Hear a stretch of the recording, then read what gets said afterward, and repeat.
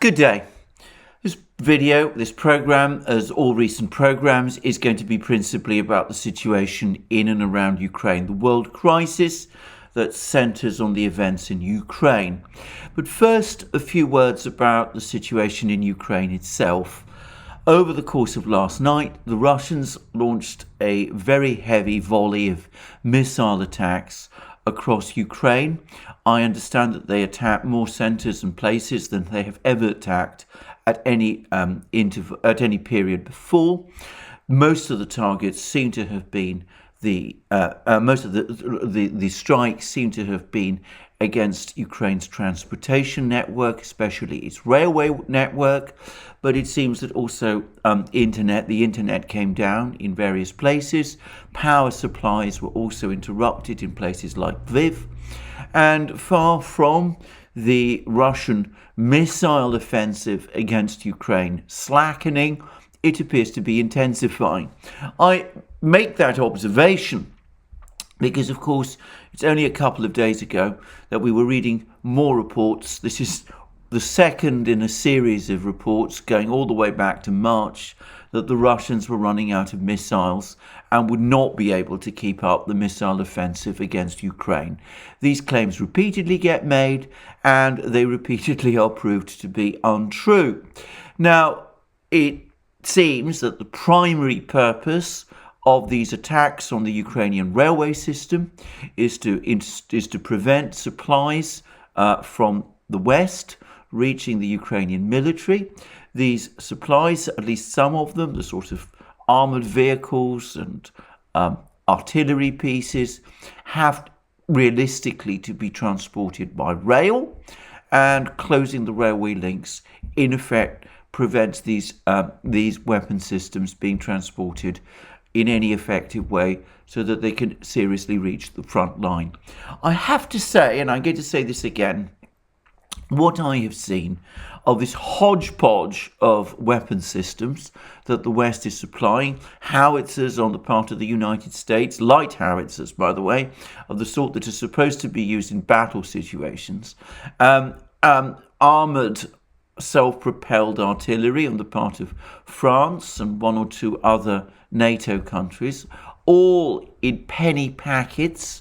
The US, in fairness, is supplying around 90 howitzers, which is a rather more significant number, but everyone else seems to be supplying only penny packets of weapon systems. None of this, it seems to me, is going to help the Ukrainians in any significant way on the battlefield, even if these systems were to reach the battlefield, which at the moment they're clearly having serious difficulty in doing. What the Ukrainians can manage to filter through to the battlefield are the smaller weapon systems, the Javelin missiles, the Stingers, the Panzerfaust 3s, all of those. As I've discussed in several previous programs, the problem is that these light weapons seem to be increasingly less effective against the kind of defensive measures that the Russians are taking against them. And I would have thought that this was a point of concern, but if you actually look at what the underlying supplies are from the West, they still seem to be very much focused on precisely these light weapons that are not achieving a great deal in terms of actual military effectiveness on the battlefields. And here I'm going to say something now about what is actually going on the battlefields, because it seems to me that the situation can be now divided into various sectors within the overall Donbass battle. So in Mariupol, some civilians have now left the factory, but the Ukrainian troops, who are rapidly running out of food and other supplies, are still trapped there and are still resisting calls to surrender. And it seems that whenever they do try and come out into the open air, they get immediately shelled and bombed by the Russian and allied troops that are now in secure control of Mariupol, and one suspects that they're suffering ever greater losses.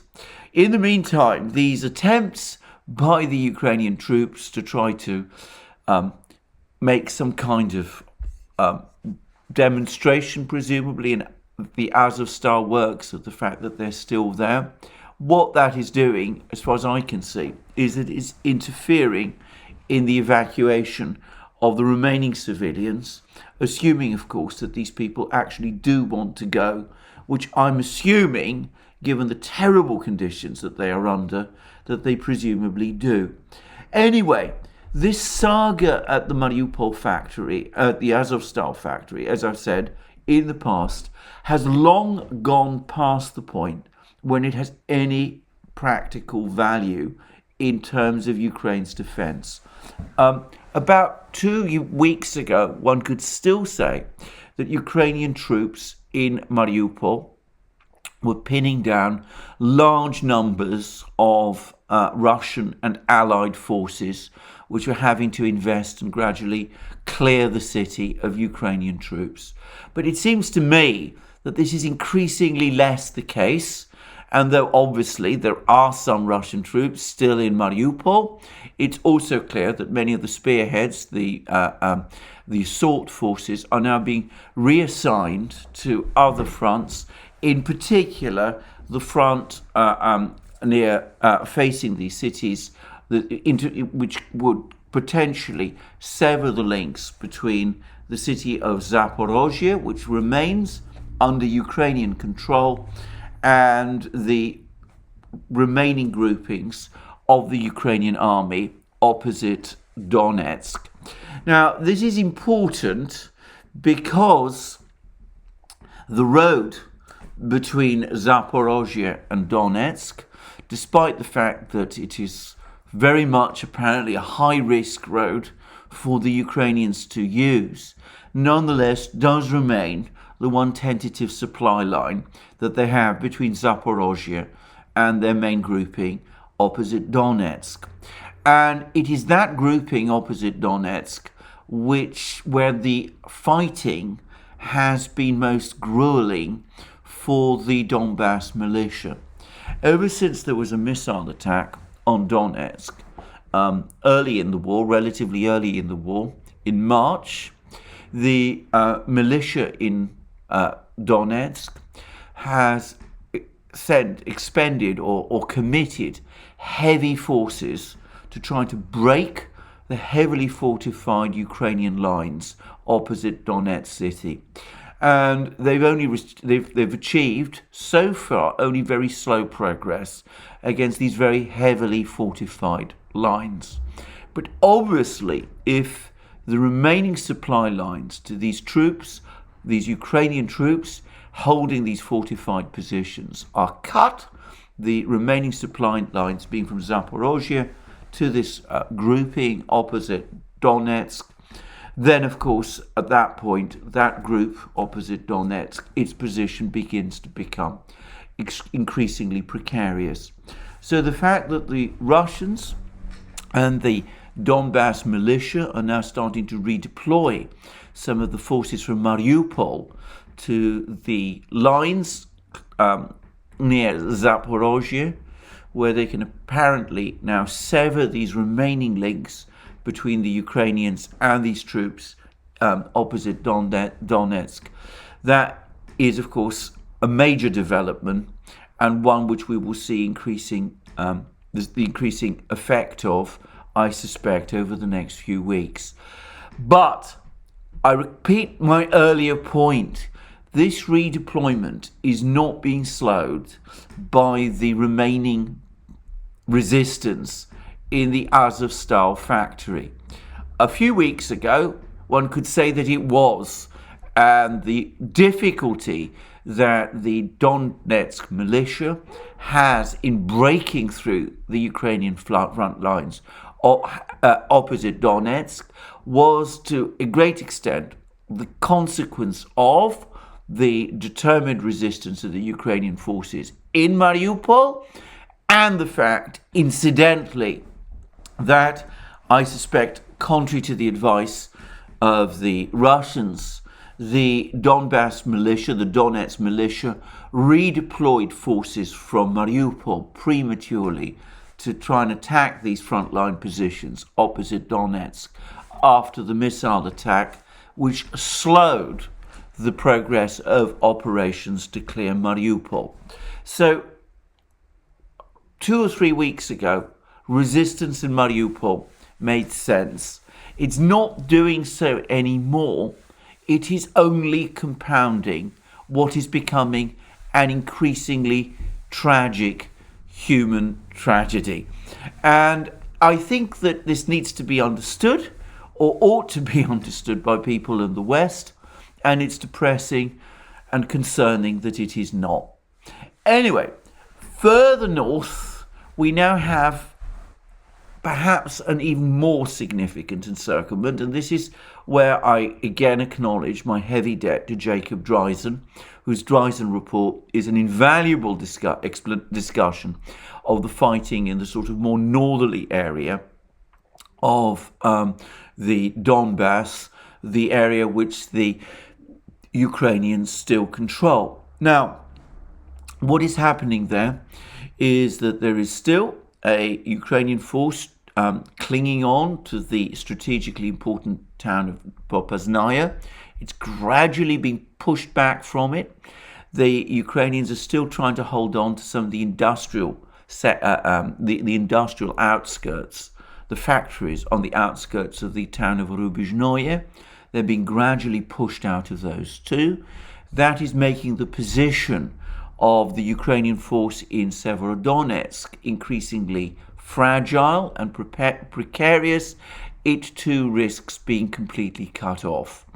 And the other major force of the Ukrainian army in Donbass, the part that's now concentrated around Slavyansk and Kramatorsk, which is trying to concentrate itself around Slavyansk and Kramatorsk, is also gradually coming under threat of ever tighter encirclement.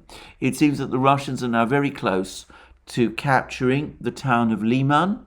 Something really very extraordinary happened there, because the Ukrainian forces trying to defend Liman apparently blew up a bridge which was intended to slow down the advance of the Russian forces on Slavyansk from Liman. But in doing so, it seems that they may have trapped themselves in Liman. I hope I've understood that correctly. It does seem rather a strange thing to do, but perhaps it's the kind of thing that suggests growing confusion and breakdown, and perhaps disagreements between commanders. Anyway, it does seem that the Russians are continuing to push steadily, remorselessly, at a rate of a few kilometers a day, but nonetheless, it's still progress, gradually, steadily towards the Slavyansk-Kramatorsk conurbation, where perhaps 30,000 Ukrainian troops are concentrated. And the Ukrainians have been trying to slow this advance down.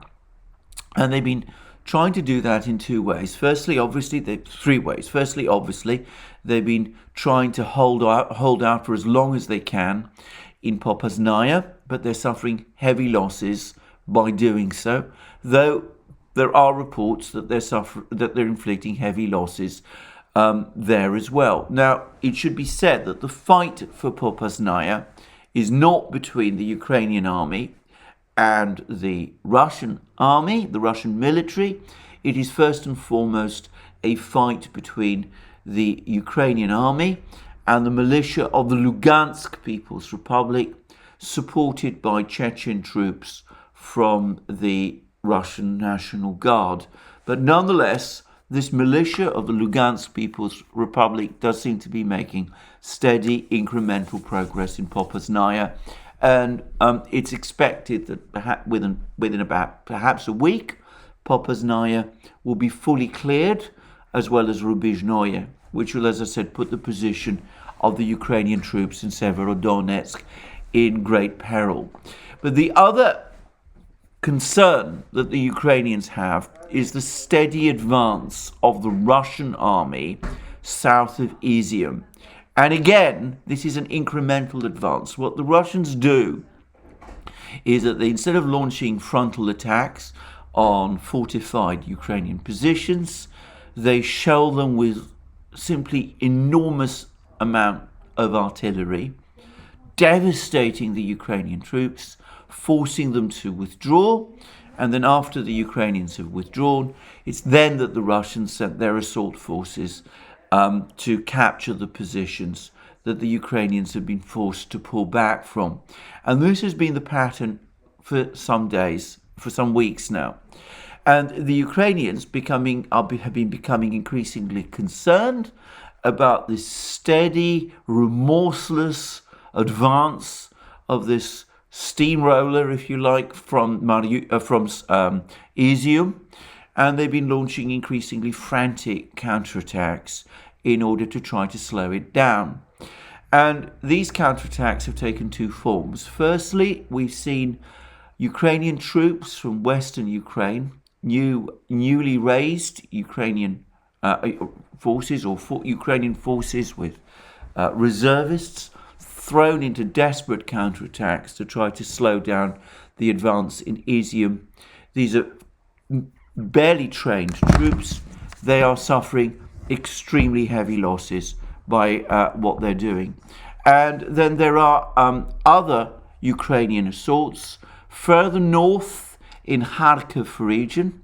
A couple of days ago, there was a huge amount of discussion in the media in the West and also by the Pentagon about a supposedly successful Ukrainian offensive in Kharkiv region, which had supposedly pushed the Russians 25 to 30 kilometers or miles away from Kharkiv city. Well, that offensive petered out, and the Russians and the Lugansk militia then launched a counterattack, and it seems that the Ukrainians have been pushed back again with very heavy losses.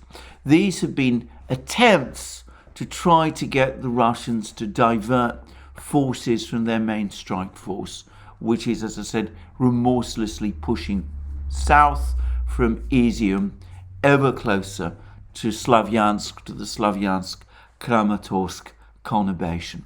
So that, it seems to me, is a reasonable overview of what's going on the Donbass front lines. Massive Ukrainian losses, apparently relatively light Russian losses.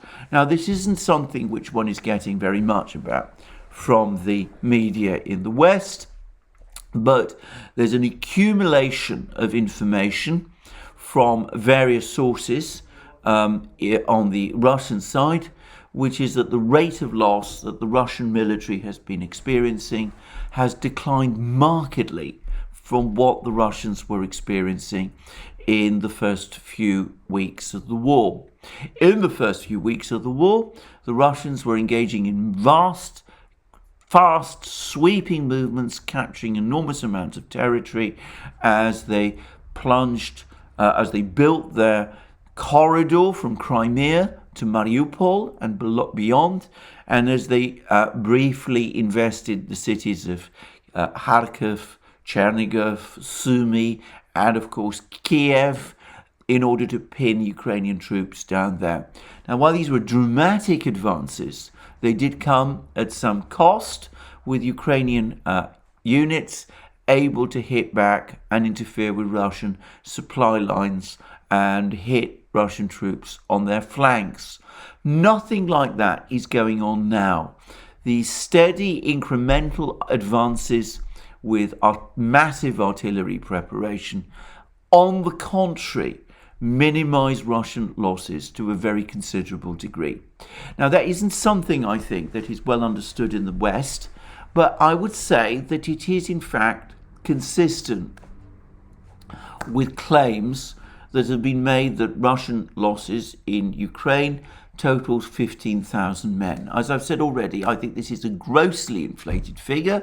I've heard that other numbers which place this much lower, number of 1,800 in total, gets floated around, but I can't confirm it and I can't corroborate it, and I'm not going to discuss how plausible that number is. But all I would say is that figure of 15,000 is roughly the same as Western sources were claiming the Russians had suffered at the end of March. So the fact that there's not been a huge increase, even from Western reports, of increased Russian losses since March tends to corroborate the view that Russian losses in the Ukrainian war have fallen significantly, which is not, of course, to say that the Russians are not suffering any losses at all. Of course they are. It would be absurd to pretend otherwise, but the claims that we hear coming from especially Britain that the Russian military in Ukraine is disastrously depleted and is struggling to sustain the war is, I am sure, nonsense. And I would say that someone else, somebody with authority, has confirmed that it is nonsense, because Dmitry Peskov, Putin's spokesman, has now come out and said publicly and openly that these claims floated by people like Ben Wallace, the British Defence Secretary, that because of heavy Russian losses, the Russians, President Putin specifically, are going to declare general mobilization across Russia after the May 9th victory celebrations in order to defeat Ukraine, and would declare war on Ukraine. Well, the Peskov has said that all those claims are total rubbish. And those were his words. So I think that's a pretty strong denial. And if my assessment of what is happening in Donbass, which, as I said, relies heavily on other sources, but I would say, in my opinion, the best overall analyst that I've seen is Jacob Dreisen, then if my assessment is correct, then that is consistent. Peskov's statement that no general mobilization is planned is probably correct and makes total sense. So that's where it seems to me the war is going. A steady grinding down of Ukrainian forces in Donbass, an incremental encirclement and destruction of the Ukrainian troops holding the line against the Donetsk militia opposite the city of Donetsk, a tightening of the already effective encirclement of the Ukrainian force occupying Severodonetsk, and a steady tightening of the vice around the main Ukrainian forces in Slavyansk and Kramatorsk. The Russians, by the way, say that the main headquarters of the Ukrainian army in Donbass is located in Kramatorsk. So once Kramatorsk is invested, then of course that headquarters will either have to evacuate itself or will be destroyed. Now, what happens afterwards? Well, I don't know. I mean, that will be the end of presumably what the Russians would call phase 2. In a telephone conversation with Emmanuel Macron, President Putin of Russia said that Russia continues to be committed, or at least prepared, to engage Ukraine in negotiations. But as I discussed yesterday, the Ukrainians seem to have abandoned that idea. So the destruction of the best parts of the Ukrainian army, which is one in Donbass, will not supposedly end the war. And we can already see that the Russians are moving to take other steps. So in anticipation of a refusal by Ukraine to negotiate, to come to some kind of settlement of the war. So one thing that the Russians are pressing forward with doing is that it seems that they're going to stage before very long a referendum in Kherson region and parts of Zaporozhye region, perhaps also Kharkiv region too, to declare these regions, where these regions will be invited to declare themselves independent of Ukraine, which would result in Ukraine losing another massive swathe of territory in eastern Ukraine, Russian-speaking territory, it must be said. And the Russians are now fully integrating Kherson region and all these other regions into the Russian ruble system. And they're also increasingly replacing the local administrations. Flags, Russian flags, are replacing Ukrainian ones over administrative buildings in all of these territories. And in addition, and over the last few days, the internet in these places, and I presume the communication system, has switched from Ukrainian providers to Russian ones. Now, all of this is perhaps attracting less attention than it should, but it does clearly point to the separation of these regions from Ukraine. I suspect that initially the Russians will persist with the fiction that the secessionist moves in Kherson region and the rest are not being orchestrated directly by them, and that they will deny that they are recognizing the independence of these regions. But nobody, of course, will be fooled. None of this would have happened without the supervision of the Russian political and military authorities. And initially, obviously, it will mean the subdivision of Ukraine into more breakaway republics. But I don't have any doubt that in time, though nobody can say how long that will be, all of these territories will fully integrate into Russia. So that is one step that the Russians are taking, or appear to be taking, in light of Ukraine's apparent determination to go on fighting despite the prospective collapse of its main army, its best army, in Donbass. I'm going to make a further guess.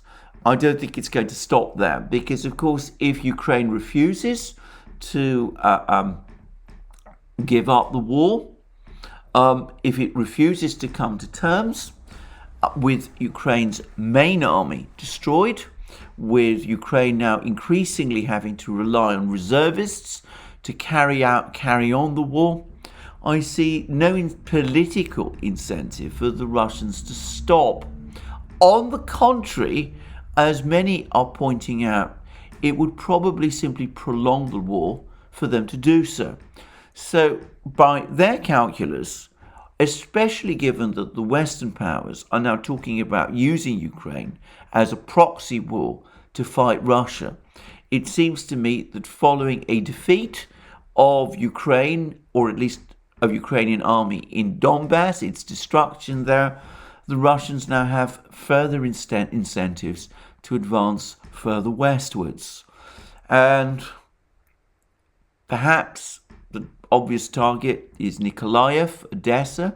There's fairly heavy concentrations of Russian troops in this part of the world, between Kherson and Nikolaev, and also between Kherson and the important city, industrial city of Kryvyi Rog. But, Russian General Staff, as I've said many times, doesn't share its plans with me. And I would have thought this is a topic anyway for some discussion and briefing within the higher levels of the Russian political and military leadership. As I've said before, the longer this war continues, it's not Russia which is going to be weakened by it. Countries that win wars, even if that takes them a long time, become much stronger as a result of their victories, not weaker. And for me, the classic example of this is the United States. The United States in 1860, the North, if you like, went into the Civil War with many expectations on the part of many people in the North and in Washington that they'd be able to roll over the South very quickly. And in fact, they got bogged down, or so it was said, especially in Europe. They got tied down for 5 prolonged years of bitter civil war. But eventually, the United States, the North, the Union side, prevailed. And despite the heavy losses in men and materials, the heaviest losses, by the way, that the United States has ever experienced in any war that it has fought, and of course a very high rate of loss given the relatively small US population of that period. Well, despite that, and in direct consequence of that victory, the period after 1865, the period between 1865 and the 1920s, was the period when America became the dominant world economic superpower. So it is a fundamental fallacy that long wars, bitterly fought and won at great expense, weaken the power that wins them. On the contrary, I would say that the American experience shows that they're more likely to strengthen them. The same, by the way, is true of Russia itself. The Russians fought an incredibly agonizing and grinding war during the Second World War to repulse the Germans. Despite the enormous losses they suffered, I don't think anybody would dispute that the Soviet Union emerged from that war a far more powerful country than it went in. So I think that this idea that keeping this war going is going to weaken Russia is based on certain dangerous fallacies, misunderstandings of what war does to a society, how war, on the contrary, can in some ways streamline a society, organize it, give it ultimately self-confidence, and prepare it for challenges to come. So I don't think it's going to weaken Russia. I think it is, of course, much more likely to weaken and perhaps ultimately destroy Ukraine, which I would have thought was not the purpose that the Western powers have. And if it is, well, I don't really understand the point of this whole exercise. So that's what I wanted to say about the state of the war. Even as we speak, the Western powers, meanwhile, are pressing ahead with this economic war of attrition that they're continuing to wage. And the latest developments there is that the European Commission, against some resistance from some EU member states, and despite the advice of the US Treasury Secretary, Janet Yellen, despite all of that, the EU Commission is still pressing ahead with its insistence that there must be a complete oil embargo, a complete embargo on Russian oil. Now, the Financial Times recently provided an interesting graph which provided a fairly good picture of where the Russians get most of their hard currency earnings. And it turned out that when it comes to oil sales, the Russians sell around half their oil to Europe, but half their oil to other places, with China now becoming a major buyer of Russian oil. It's the single country that buys more Russian oil, as far as I can see, than any other. And it's highly likely that the Russians will be able to replace the customers they've lost in Europe with other customers for their oil. The Chinese will almost certainly want to buy more. And the Indians are also apparently negotiating to buy much more Russian oil, though at a heavy discount, which of course the Russians will give them. By contrast, when it comes to natural gas, it's the Europeans who remain the Russians' biggest customers. But here again, the situation is likely to change, because though the Europeans remain the biggest customers for Russian natural gas, the Russians are now busy building pipelines to China, and it's highly likely that within a relatively short space of time, China will at least equal the amount of natural gas that it imports from Russia. It will at least equal the imports of natural gas that the Europeans make from Russia. So Russians will no doubt have to negotiate a rather tricky transition in terms of oil and gas products. In terms of oil, they're relatively well placed, or so it seems to me. In terms of natural gas, it will take a considerably longer, but the potential to do it is there. The Europeans are, at the moment, less keen to cut themselves off from Russian natural gas imports. But of course, that gives the Russians more time to sort out their sales of natural gas to China, to India as well, to other Asian countries. But of course, the key point is this: it is related to discounts, because the Russians are going to pay discounts are going to agree discounts to the Chinese and the Indians for the oil and gas that they sell them. These will be significant discounts, though given the commodity super cycle we are still in, the Russians will still be receiving a great deal more for their oil and gas than they were a few years ago, when prices for both of these commodities was much lower. By contrast, the Europeans, because they are denying themselves Russian oil and Russian gas, are going to have to pay heavy premiums to buy oil and gas from other suppliers. And of course, in terms of gas, they may find that it really isn't possible to replace Russian gas completely at all. Well, that doesn't seem to me to make much sense. European industries, which of course depend on energy, are already burdened by many costs. Labour costs, regulatory costs, which are very heavy in the European Union, other costs as well. And now, of course, on top of that, they will have higher energy costs. It is a fundamental fallacy that European industry is technologically more advanced than that of the Far East, than that of the Asian economies. In fact, I'm quite certain that that is not the case. So, as I have discussed many times, what this is going to do is it is going to freeze Europe into structural uncompetitiveness. Henceforth, China, other Asian producers, Vietnam, Indonesia, the Philippines, ultimately, I suspect, South Korea, are going to become more competitive against Europe. And of course, not just Europe, but to a lesser extent against the United States as well.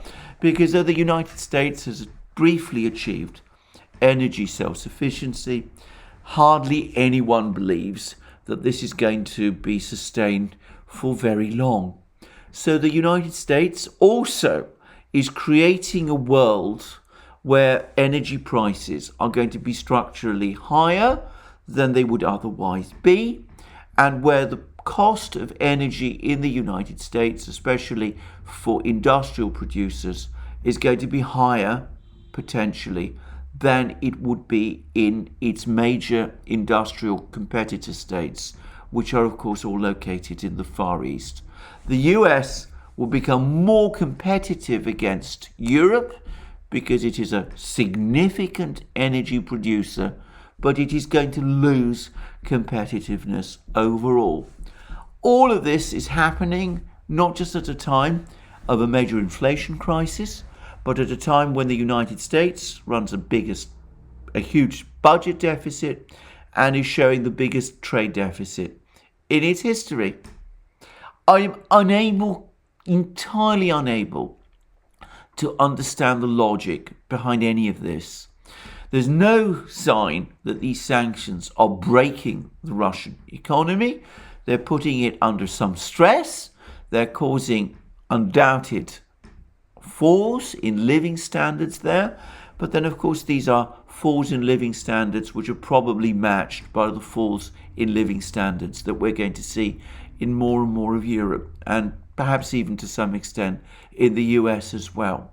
So undoubtedly the Russian economy is going to be stressed, but one can see a way out, even though it will take them time to get there. Where the US and Europe are concerned, much more Europe obviously than the US, they are taking steps that are going to ultimately, or so it seems to me, work against their own competitiveness. Yet, listening to Ursula von der Leyen, the EU Commission President, today, it became absolutely clear to me that that is where they are determined to go. I am well aware of the fact that some EU countries, Hungary first and foremost, Slovakia as well, a few others, are apparently resisting this drive towards an oil embargo and eventually the inevitable gas embargo as well.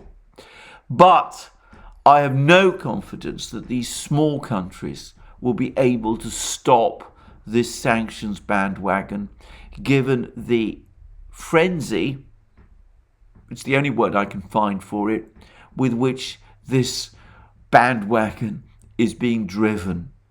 So it seems to me that that is where we're going. And I suspect that we will learn about how this oil embargo has been enacted at some point within the next few days. And before long, when that oil embargo fails to have the effect on the Russian economy that many expect, I suspect the pressure will grow for the gas embargo also. Well, Ursula von der Leyen said that the sanctions that the EU is seeking to impose are sanctions which are intended to have the maximum impact on Russia and the minimal impact on Europe and the rest of the world. As Zero Hedge pointed out, that claim is delusional. It is delusional as shown by what has already been happening over the last few weeks and months in the world economy. So that begs the question, is Ursula von der Leyen delusional? Does she not understand what she is doing? Or does she realize it and not care? Well, I'm not privy to her innermost thoughts, so I'm going to leave that question open. But that doesn't change the fact that delusional is what it is. We will no doubt have a very interesting summer and autumn in Europe. We're going to see at some point a major crisis in Ukraine. The whole Western project in Ukraine, I suspect, is going to suddenly fall apart in rather dramatic and, shall we say, embarrassing circumstances for some Western leaders. And at some point, maybe this autumn, maybe this winter, maybe a bit later, at some point, I suspect the penny's finally going to drop, that this sanctions war, this economic war of attrition that the West has plunged into, has been one of the greatest acts of economic folly any economic bloc has ever inflicted upon itself. I expect that we at the Duran, myself and my colleague Alex Christoforou, will be around to discuss and report it, and no doubt when we do, there'll be all sorts of interesting programs that we will be making at that time. Anyway, thank you in the meantime for joining me today. I look forward to you joining me again in future programs, both on this channel and on our main channel, the Duran, where I do my programs with Alex Christoforou. And of course, he's doing an invaluable series of updates on his own channel, of which you can find links to all of these under this video. Also, please remember that you can find us on other platforms, Rumble and Locals. if you look us up on Rumble, if you watch our videos on Rumble, you go to the top of the video, you'll see that red maroon button.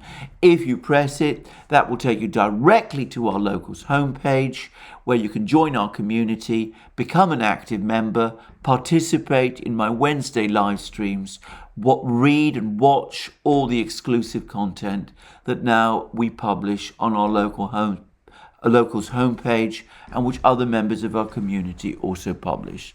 And of course, you can also support us via Patreon and Subscribestar, links under this video, and you can support us also by going to our shop, buying the great things that you will find there, our famous magic mugs, our t-shirts, our hoodies, our sweatshirts, all of those things. And last but not least, if you've liked this video, please don't forget to press the like button, and please also remember to check your subscription to this channel. Thank you for joining me again today. I look forward to you joining me again soon, and have a very good day.